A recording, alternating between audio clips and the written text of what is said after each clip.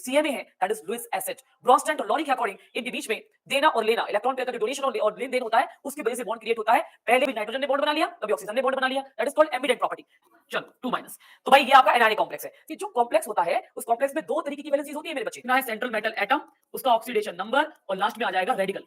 Question paper में जो question है सेम क्वेश्चन नीति शर्मा मैम ने पढ़ाया है। केमिस्ट्री पॉइंट में इसी मंच पर सेम क्वेश्चन रिलीज हुआ है 2 दिन पहले, 1 दिन पहले। कोशिश करो, बने रहो, साथ दो। नेक्स्ट अगर आप देखेंगे तो देखो इसके अंदर हमें क्या क्या पढ़ना है। भाई सिंपल सी बात है, जब भी कोई चैप्टर पढ़ते हैं तो बच्चों के दिमाग में आता है कि पढ़ना ही क्यों है, क्या रीजन है। तो बेटा जी, आप जो दवाइयां खाते हैं, हमारे बॉडी में जो खून दौड़ता है, जो प्लांट्स खाना बनाते हैं क्लोरोफॉर्म के द्वारा, जो इतनी टेक्सटाइल इंडस्ट्रीज होती हैं, इन सब जगह कोऑर्डिनेशन कंपाउंड का ही यूज किया जाता है, जिसमें मैं आपको पीआईक्यू दिखाऊंगी तो मजा आ जाएगा आपको। जाने कितनी बार बोर्ड में पूछा गया कि एंटी कैंसर ड्रग बताइए, कैंसर में यूज होने वाला कोऑर्डिनेशन कंपाउंड का नाम, ये लिखा है सिस्प्लेटिन, रटना है आपको, बोर्ड में आ चुका है, पीवाईक्यू है।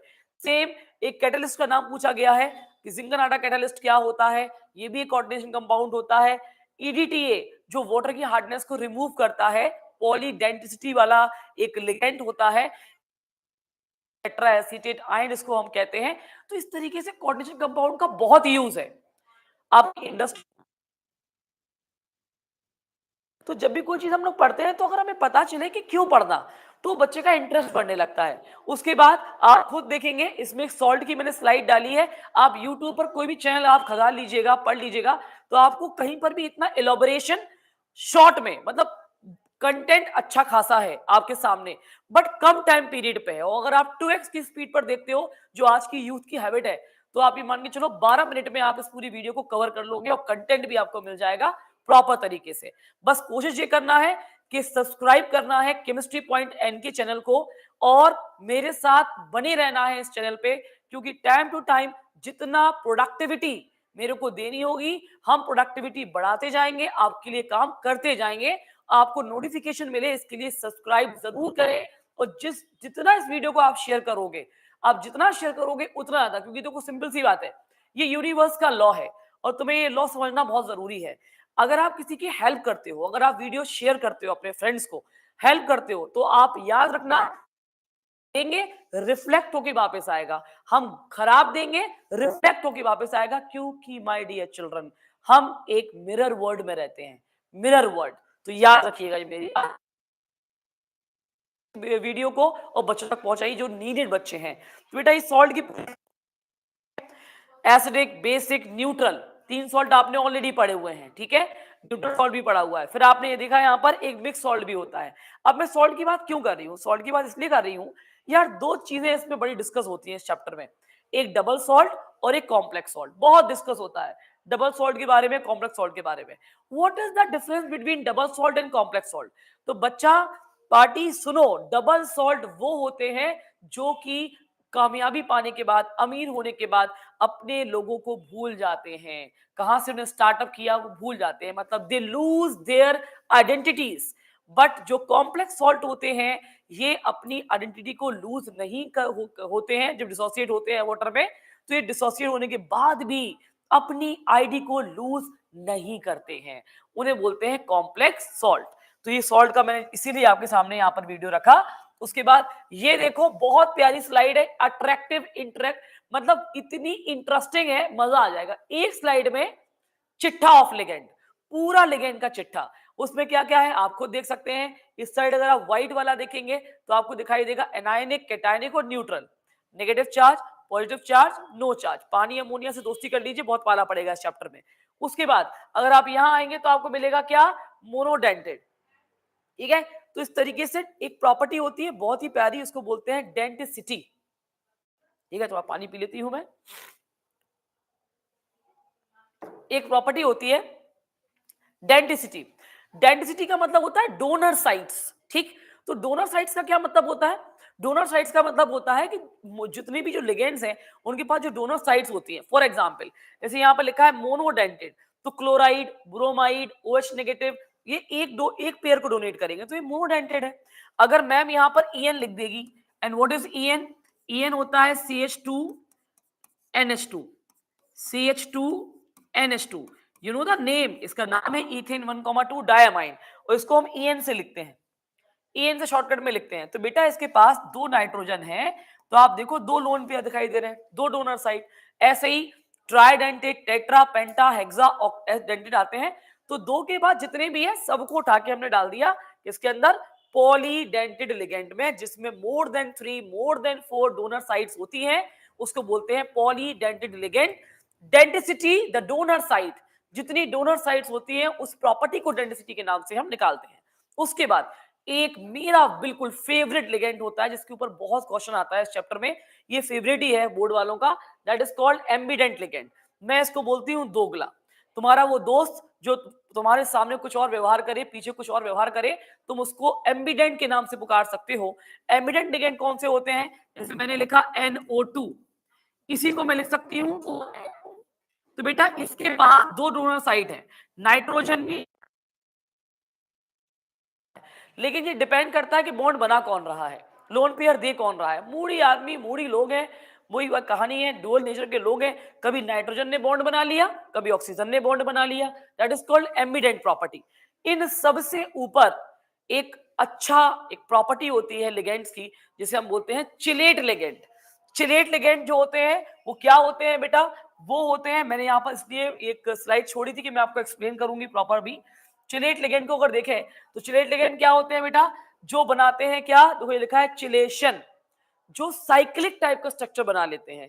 और कहा जाता है अगर आपके सामने बहुत सारे लिगेंड दे दिए जाएं, तो अगर उसमें से कोई एक चिलेट लिगेंड दिया जाए आइडेंटिफिकेशन के लिए, तो याद रखना चिलेट लिगेंड ज्यादा स्टेबल होते हैं, स्टेबिलिटी ज्यादा होती है। पढ़िए लिखा है जो पॉलीडेंटेड लिगेंड होते हैं साइक्लिक रिंग स्ट्रक्चर बनाते हैं, ये इंक्रीज करते हैं स्टेबिलिटी को। तो इस स्लाइड में आपको सब कुछ मिलेगा, वो भी डिटेल्ड में मिलेगा अच्छे तरीके से, कम समय में अच्छी प्रोडक्टिविटी। उसके बाद डेंसिटी क्या होती है मैंने बताया, डोनर साइड, वो भी यहां पर लिखा हुआ है।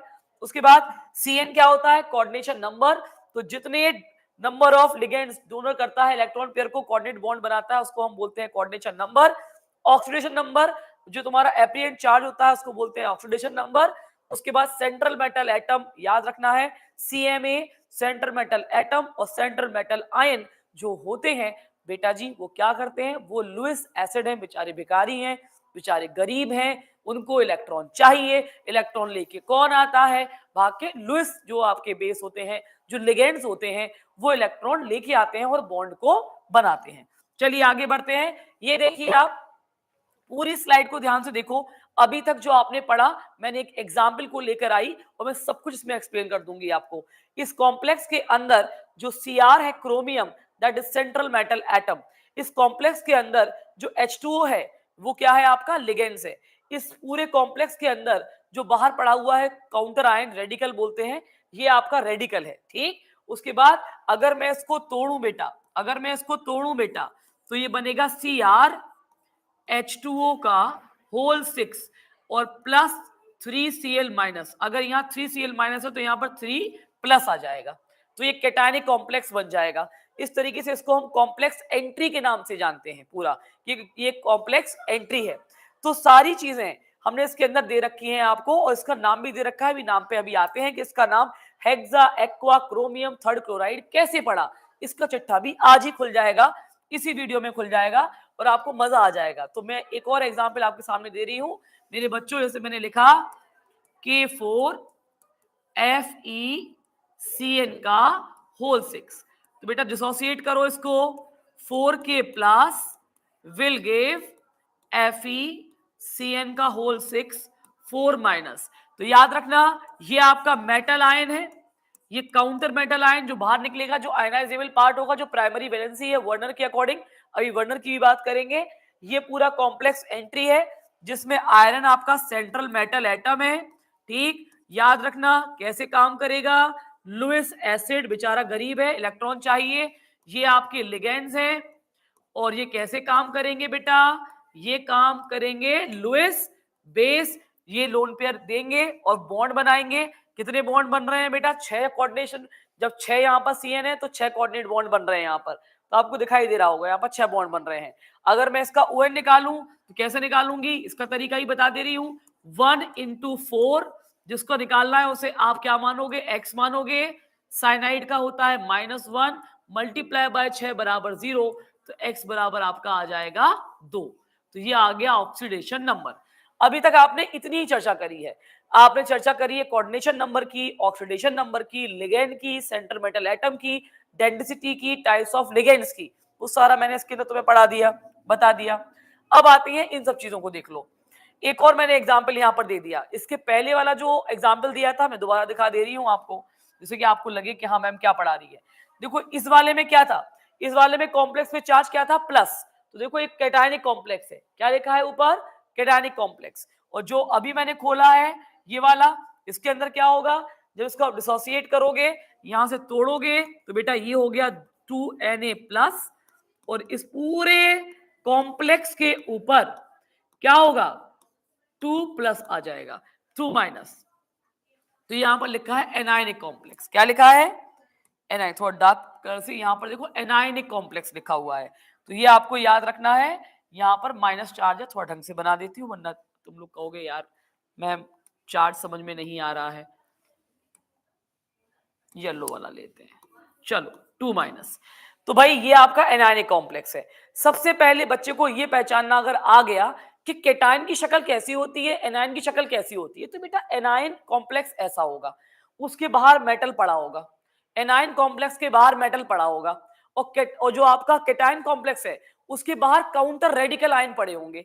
अगर रेडिकल लिखा हो तो कॉम्प्लेक्स कैसा होगा बेटा, केटायन।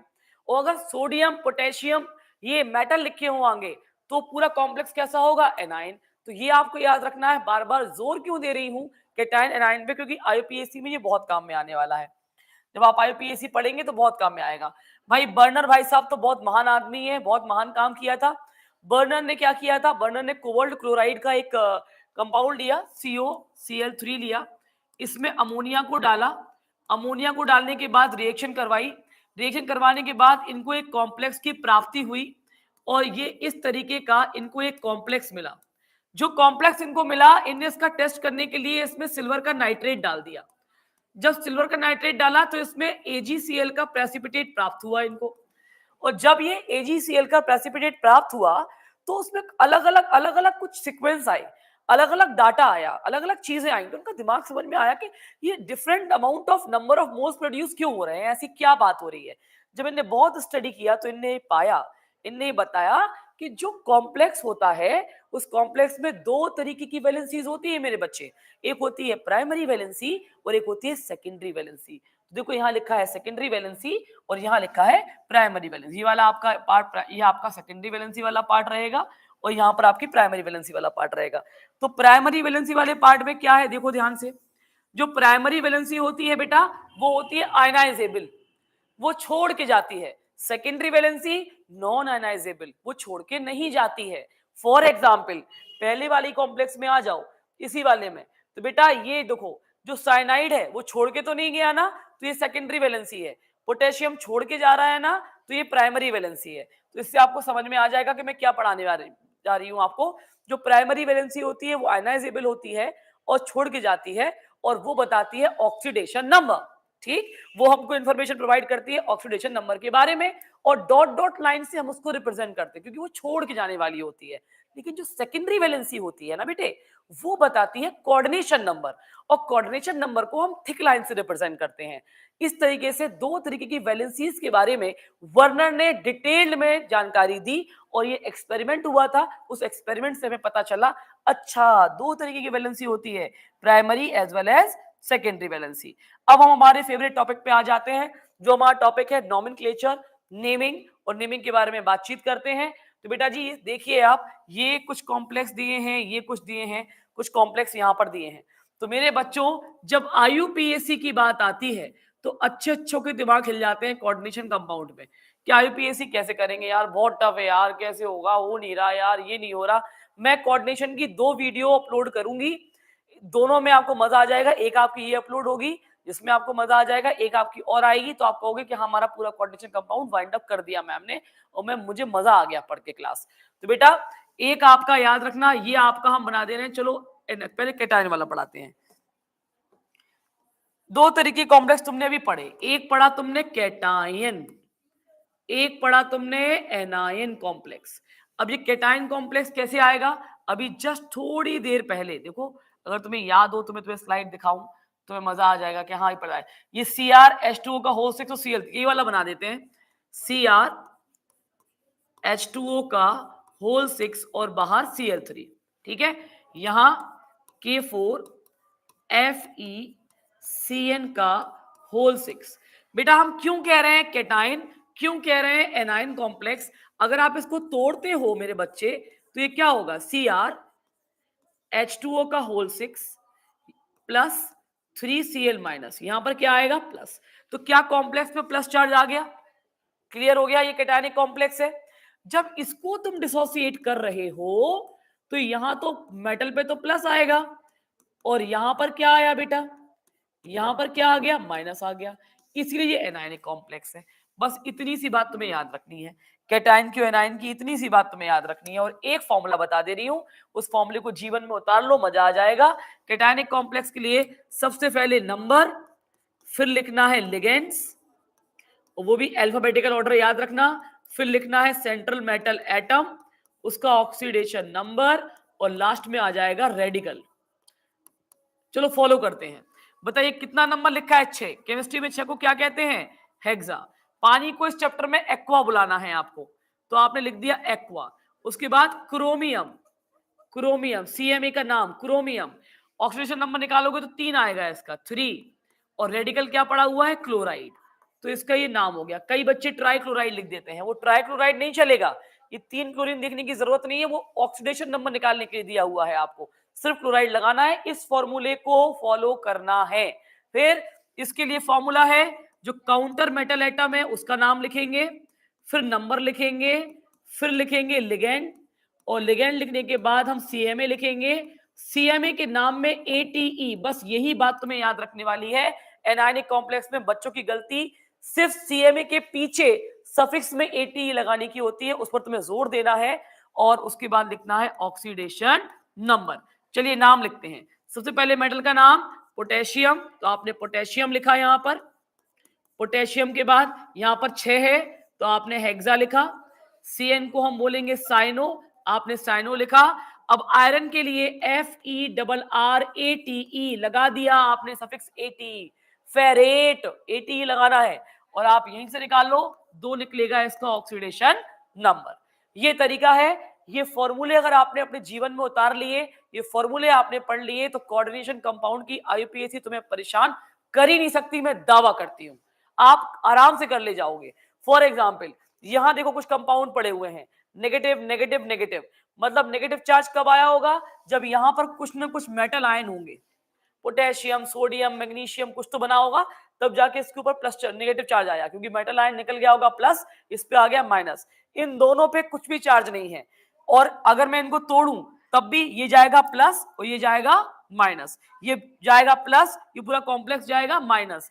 तो इन सब में आप फॉर्मूला कौन सा लगाओगे बच्चा पार्टी, इन सब में आप कहोगे क्या करोगे, अगर यहाँ पर मेटल आयन तो है नहीं, तो यहाँ पर आप इन चारों में, इन तीनों में 1 2 3, इन तीनों में आप सीधा सीधा नंबर लिखोगे, फिर लिखोगे लिगेंड्स लिखोगे, लिगेंड्स लिखने के बाद CMA लिखोगे, और CMA में ATE लगाओगे, ATE के बाद ऑक्सीडेशन नंबर, ठीक। लेकिन ऑक्सीडेशन नंबर के बाद आपको आयन लिख के आना है। बहुत सारे बच्चे आयन में ही गड़बड़ कर देते हैं, आयन वर्ड लिख के आना है वहां पे।